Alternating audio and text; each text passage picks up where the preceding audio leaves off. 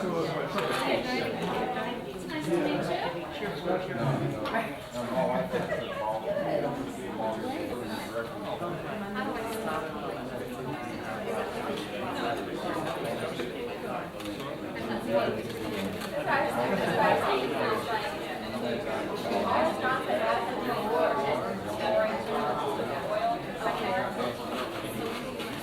like to welcome everyone. Glad you all were able to come to our St. Patrick's Day festivities. Actually, today is the Ides of March. Yeah, pretty exciting. I hope nothing bad's happened, considering the world today. Do you all know why the Ides are called the Ides? Anybody know? It was all the way back to the Roman Empire, and I looked it up. I just was interested myself. I didn't know. And during the Roman Empire, the common people didn't have calendars hanging in their atriums. They were kind of very vague about what day it was. Of course, the the ruling party certainly knew. They just referred to the beginning and the middle, and they called the middle of the month the Ides. Most months, the middle was the 13th for the Romans. However, with 4 months, March being among them, the 15th was the middle. So there was no negative connotation to the Ides of March during the time that it was actually used. Who knows when the negative connotation became attached to it? To Brutus. Yes, when? That's right.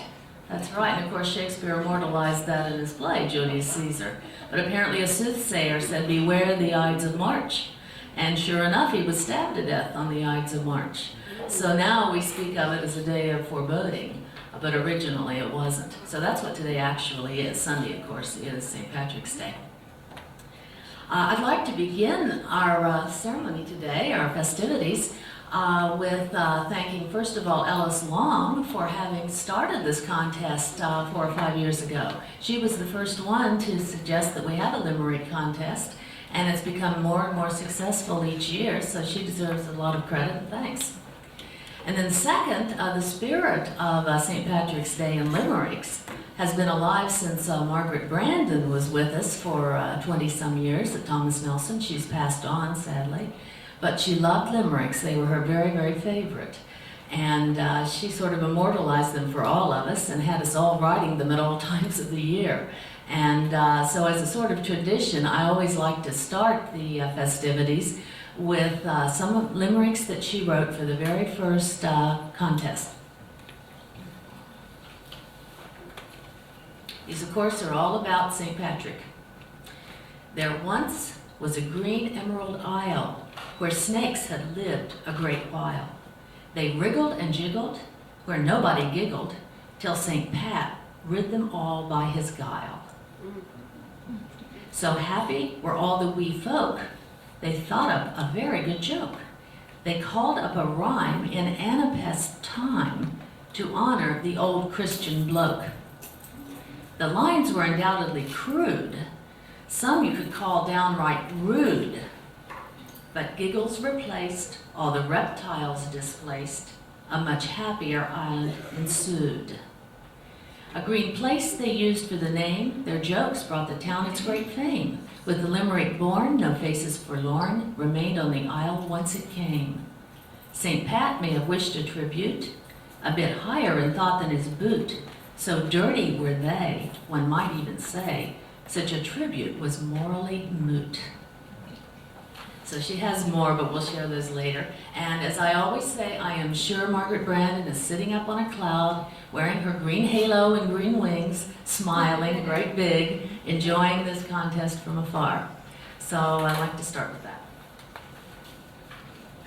All right, to get us into the spirit of fun, we have Charlotte Markham, who is willing to read a lovely poem that she wrote for the very first ceremony. So would you like to come up and do that?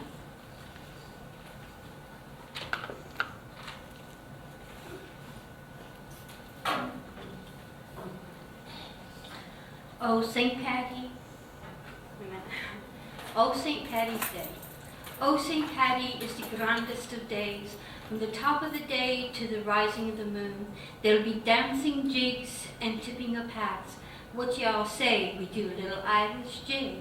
'Cause there's nothing more grand on old St. Paddy's Day than good old friends sharing ale, strauss, and mead. And you'll be happy-go-lucky as you dancing that jig, 'cause you found Dublin's laughter in a pot of gold. But 'tis not all on old St. Paddy's Day till you kiss a Barney stone and get a blessing. For a rainbow's end is a little bit of heaven that fell on old Ireland oh so gently. So just as we wishing the luck of the Irish to you, and happy old St. Patrick's Day to you all.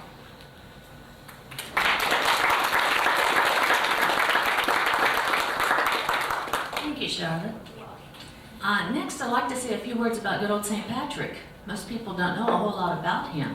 He was born in 389, that's late 4th century, and of course the Roman Empire was still an influence in most of Western Europe and Britain.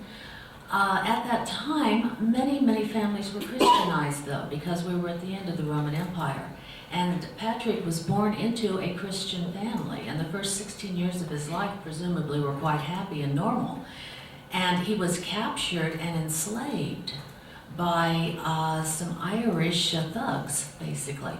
And he was taken over to Ireland, and he was forced to work for 6 years on someone's farm.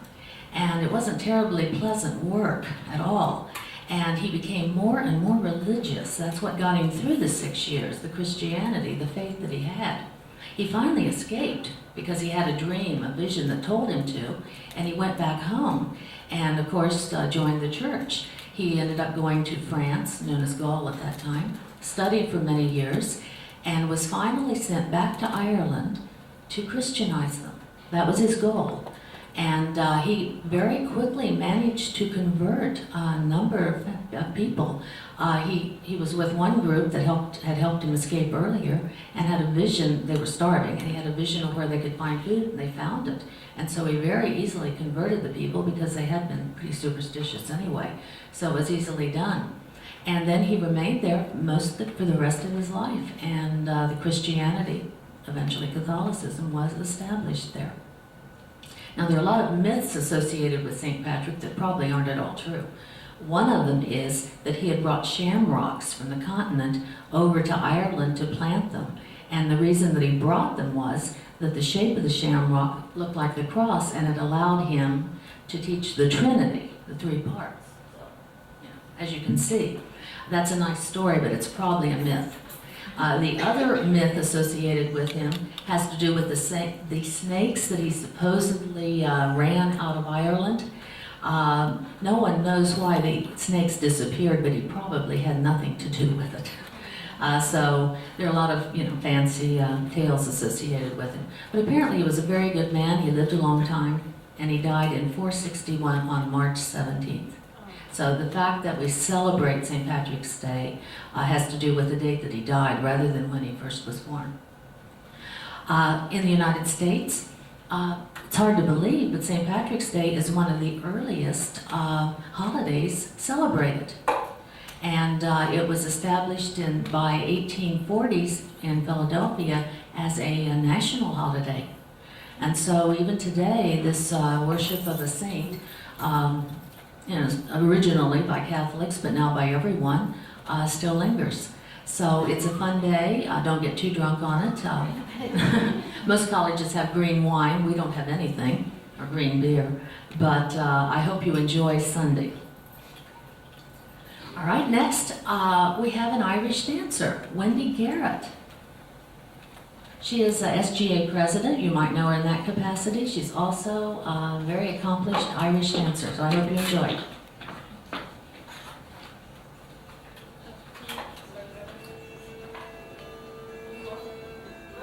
Can you start it over?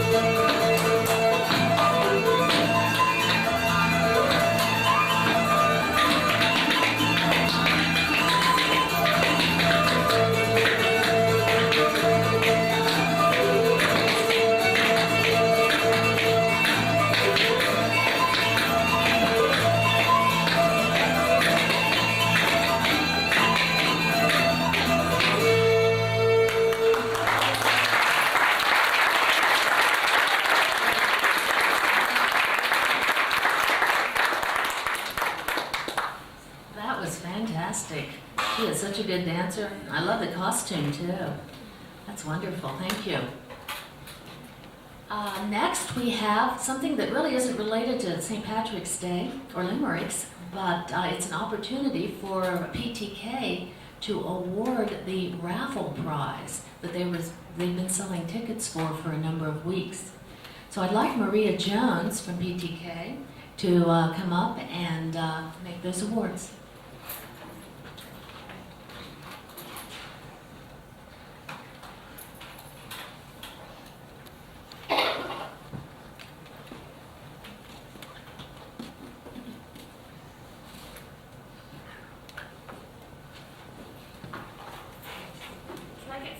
Volunteer, draw the name? Because I know everybody bought tickets, right? No. What we're raffling off for Phi Theta Kappa is for 2 tickets to Busch Gardens, for a chance to win 2 tickets to Busch Gardens. So, if I can read this. Duncan Willie is not present. Well, Duncan Willie will have won 2 tickets to use at Busch Gardens. That Busch Gardens was nice enough to donate to the club as a fundraiser. So we'll give him a call. Thank you.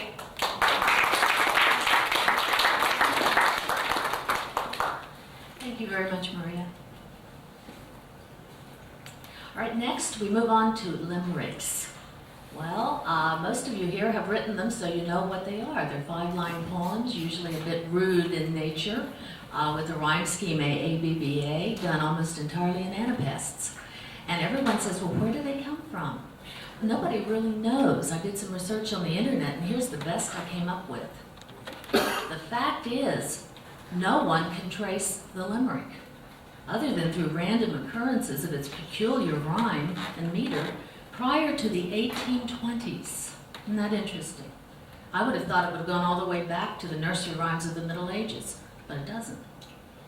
It says nonsense rhymes began to appear in the English language in the 1820s, and they probably began in children's books. That's one comment. Second, the first appearance of the actual word limerick, referring to the 5-line verse that we know of, was in print in the Kitab, the Cambridge Student Magazine, on October 6, 1898. The table of contents labeled a new feature called Illustrated Limericks. The first of these illustrated limericks was about a dandified swell. Who knows what that is? And here it is, the first one in print. There once was a dandified swell who tumbled down into a well. But a man heard him shout and at once pulled him out, for his sentences savored of Billingsgate. Got me on this? I don't know. The first known use of the word limerick, referring to the 5-line verse, comes to us from Aubrey Beardsley, the artist, in a letter to Leonard Smithers around May 1st, 1896. And he said to his friend, "I've tried to amuse myself by writing limericks on my troubles, but have got no further than," here's the 2 lines, "There once was a young invalid whose lung would do nothing but bleed." So that's about all we know. We know they're very popular today. We know they're probably considered the lowest form of poetry, but they are so much fun to write. With that, I'd like for Jean Gordick, who is the Student Activities Director, to come up and help me announce the winners of the Limerick contest. We'll start with the students first. We'll give out the prize winners, and then we'll announce the honorable mentions. And would love for each one of the winners to come up, and the honorable mentions to come up and read your limerick and share it, because I have copies of them, so you can't say you don't have one. All right.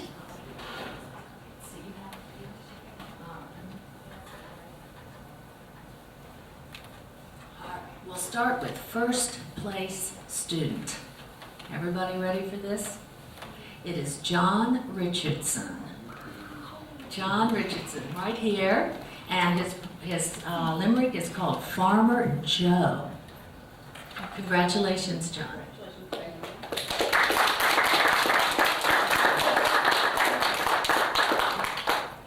Joe was an old farming dude who wasn't in a very good mood. You see, the rabbits got in where the veggies had been, and he doesn't like hair in his food.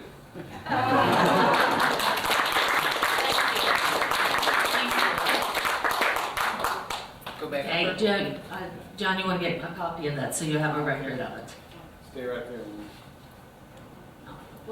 Needs a bit. Yeah, come on.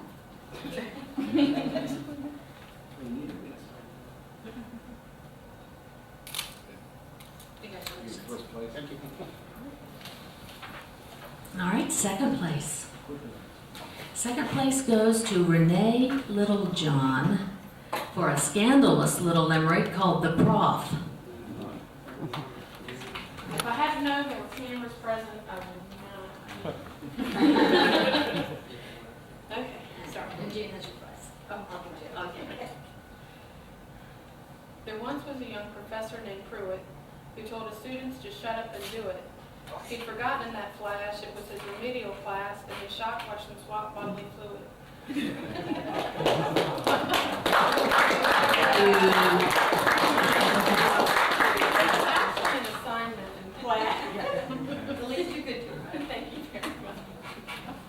Congratulations. Third place goes to Tyree Green. Is Tyree here? I'm sorry. Well, I'll read hers since it's one of the top three. It's called English Paper. There once was a procrastinator who would let it get later and later. Then before it was due, she'd stay up until 2, so we'd call her the Great Paper Waiter.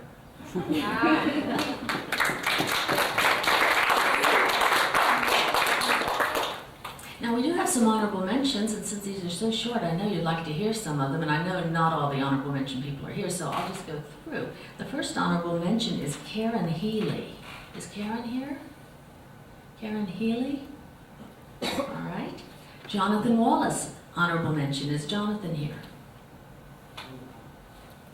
Renitha Irvin. Renitha Irvin, is she here?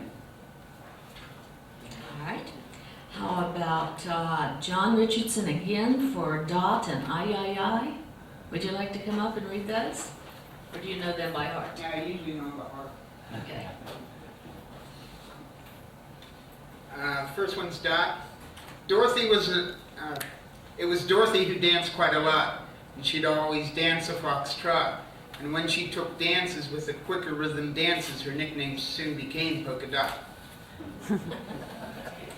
And I. Said Jose to the gringo, senor, if I open that far closet door and the lady inside is me lost little bride, then you'll know what I'm shooting you for. Thank you.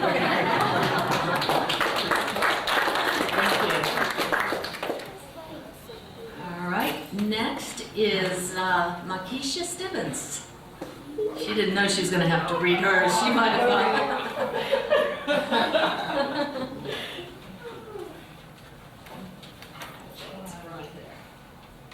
Oh, this is the off-color one, but there's no potty language. So there once was a girl named Azum who could do freaky things with the broom. All the men would cheer and grin ear to ear at the girl who could sweep with the rear.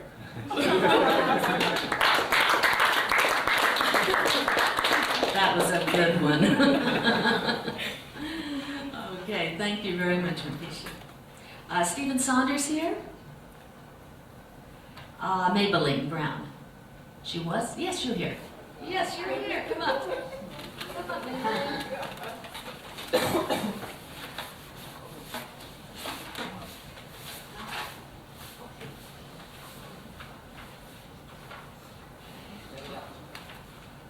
She has two. One is Maybelline, her name, and one is Allison. Maybelline was a student in class who drank out of a green colored glass. She sat in the same chair and played it with her hair while she waited for the time to pass.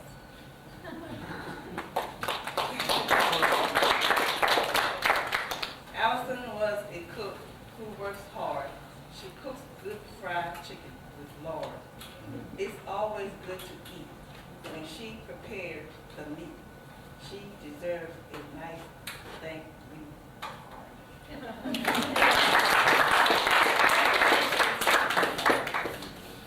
Now, we have these green sheets here with the names of the winners, the students for everyone, you know, who's participated. So be sure afterwards to get one. We'll take them and we'll put them up there. If you don't get one up here, we'll put them by the refreshments. All right, Joshua Fulgham. No birds.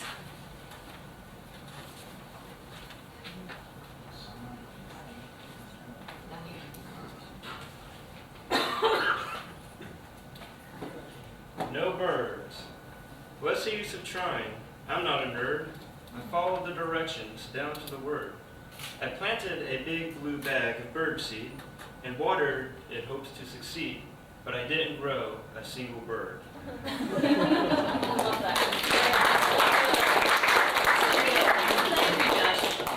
Great. Is Matthew Hildreth here? Linda DeYoung. Did I pronounce that right? Yes. DeYoung or DeJong? Yeah. DeYoung. Very good. The pesky professor is the one.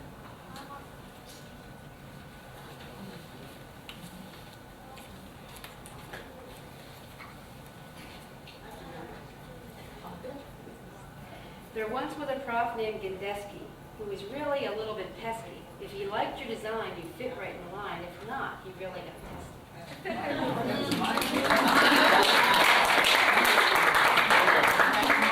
Very good. I enjoyed that.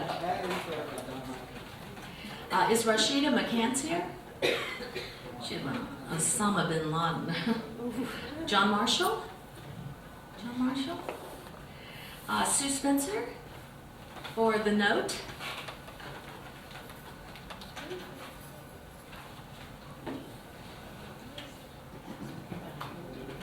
Oh, okay, no problem, sure.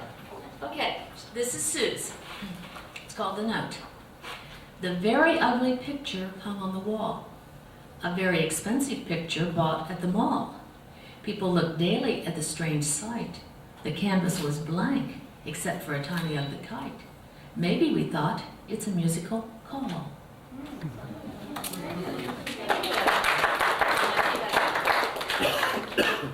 Bonnie, I know you're here. Bonnie Bartle.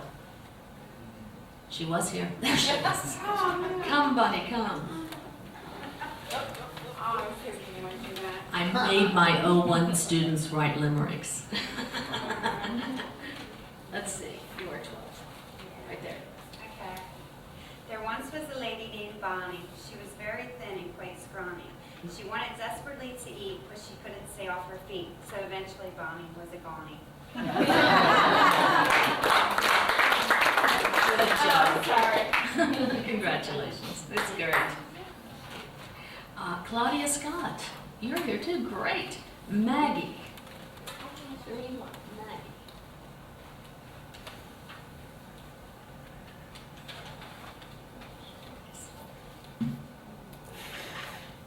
Maggie is a woman I know, for she is white as snow, but she sure does shine like a brand new dime when she sits to sew.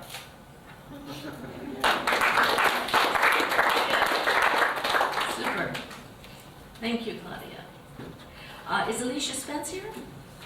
These are Williamsburg students, so I understand they didn't make it down. Sharon Scolari? Sharon Scolari here? Jason Wells? Gotham Knights. This one sounds very inspiring. 41. There once was a man named Bruce Wayne. His parents' death brought him much pain. Now he wears a cape and a cowl and chases down street foul. As the dark night, he lets justice reign.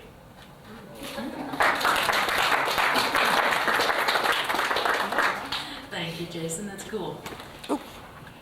And finally, Miranda Chin. Is Miranda here? Nope. Well, that is it. Let me tell you, these were wonderful. It was hard for the judges to pick out the top 3 and to select honorable mentions. There were so many more that were entered, but the ones that they did pick, I think they did a super job. Now, these will all get published in the Nelsonite, okay? And I will put copies of them up on my wall outside my office down at the end of this hall. You've probably seen the ones from last year. So as long as we're in this building, they'll be immortalized for all to see. And as I said, the Nelsonite probably will come out like they did last year with a whole page presentation. And that'll be something to hang on to as well. So you will be in print, so that's great. Congratulations to all the students. Let's give them a hand.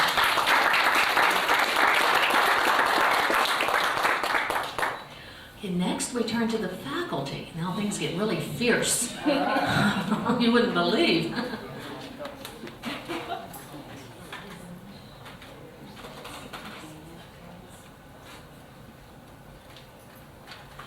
All right. First place. Are you ready? First place in the faculty, staff, administrator. It's not just faculty. First place goes to Scott Butler for Happy Ending.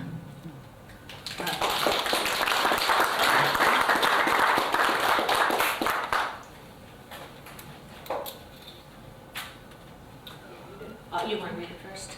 Okay. Yeah, oh, absolutely. This is sort of a techno update of the myth of Narcissus. You know, Narcissus fell in love with his own reflection and then died of grief because he couldn't embrace himself. Narcissus, repressing a moan, spied an ad that began, "All alone, no need to despair, just send us a hair." He did, and they sent him a clone.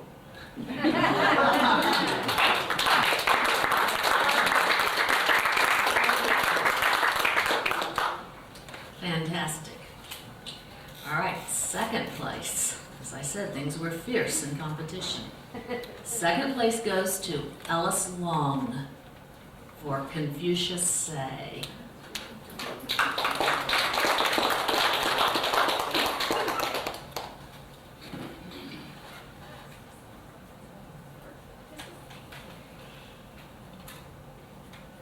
If Confucius was wise in Chinese, when he spoke of the birds and the bees, it was clear that they do what is known to take two and is not recommended in threes.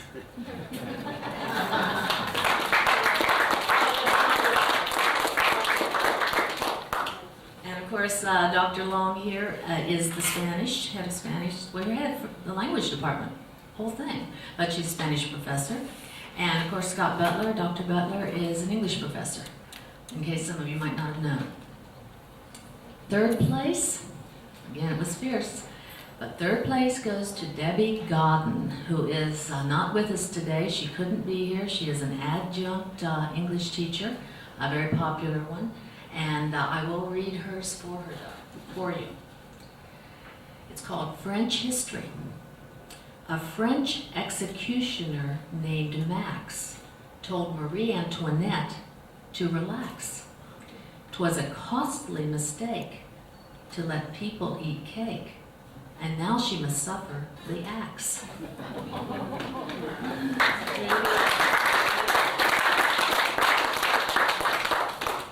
All right, we also have some wonderful honorable mentions. Every one of them is just a classic. Is Roy Motes here? Roy Motes. He's a math professor. I'll read it because I think you'll really enjoy it. It's called Epitaph for Math 06. That sound appropriate? Yeah. Epitaph for Math 06. Some Greek exercising his brain drew some circles and squares on a plane.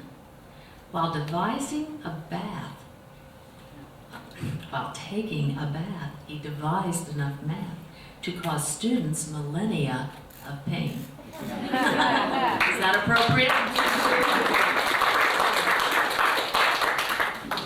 The next honorable mention is Gary Eccles, and it's a wonderful little poem about Canterbury Tales, only he does a little improvisation on Canterbury.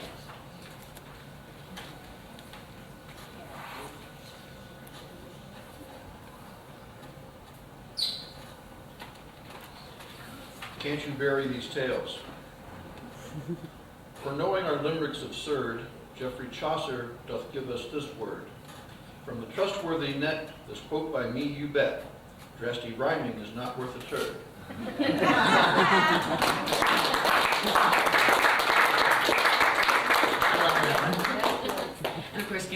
Wolf is a speech teacher with us. All right, the next honorable mention was Michael Bruno. He's not here with us. His was called On the Varieties of Religious Experience. I'll read it. Confessing to Pastor McShay, limpid Lucy was o'erheard to say, I'm a real reprobate. Shall I now demonstrate? And the pastor's reply, let us play. Pretty scandalous. Next, Cher Wolf, is she here? Mike Bruno, of course, is the head of Historic Triangle up in Williamsburg. And Cher Wolf is photography. Is she here? Okay. Hers is called Variations on a Theme. After working my job as professor and praised as an awesome successor, my pay increased none. My job, although fun, was not paying the bills on my dresser. And she had a second verse. I was told for a raise I'd need merit. For me it was dangling a carrot. I knew I was good. Now everyone would get no raise, and all have to share it. Good pun on her last name in the last line, too. Wonder if she was aware of that. Jerry Safko. Is Jerry here? No? Lynn Sanderson. Backpedal Apologia. Now there is a title. That's wonderful. Lynn Sanderson is in the library. Works in the library books.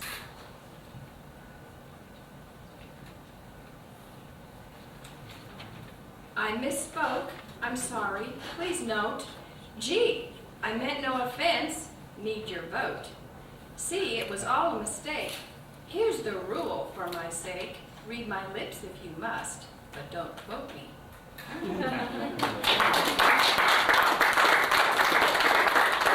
That's really cute. I like the way she had the enjambment, the lines running on the lines. That was very, very clever. Charles Falls, is he down from Williamsburg? He works in the office at Williamsburg. Alice Long, TNCC, you get to come read another one for us.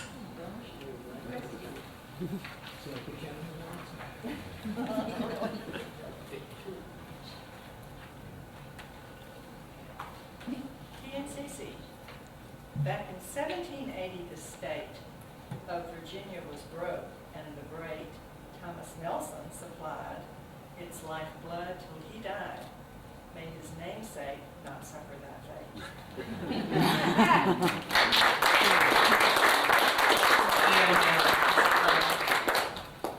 Carla Fry. Is Carla with us? Scott Butler, one more. Rye question.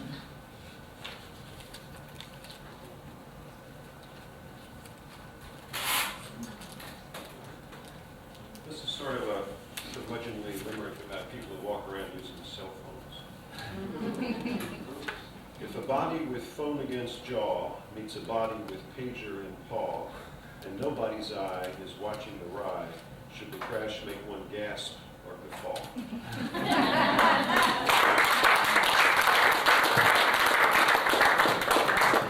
Scott is an absolute master at writing limericks. They're really delightful.